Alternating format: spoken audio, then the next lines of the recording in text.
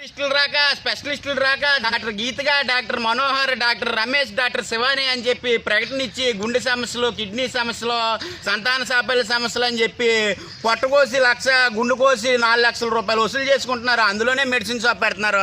అద్దె కొంపలో దిగుతున్నారు. 4 సంవత్సరాల్లో గజం 1,00,000, 2 లక్షల రూపాయలు చేసి 4 స్టేర్ల బిల్డింగ్లు కడుతున్నారు. ఇలా ఆదాయం ప్రభుత్వం పట్టించుకోవట్లేదు.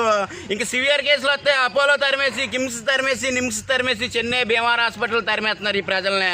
అక్కడ చూస్తే 10 లక్షలు, 5 లక్షల రూపాయలు లాగేసుకుంటున్నారు అక్కడ డాక్టర్లు.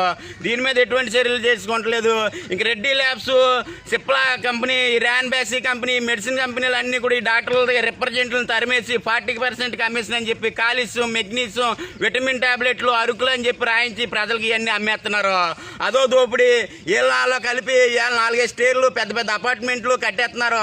1,000 కోట్ల ఆదాయాలు. భూలోక దేవాలయాల కింద అపోలో హాస్పిటల్లోను, కిమ్ హాస్పిటల్లోను జనాలు వెళ్తున్నారు.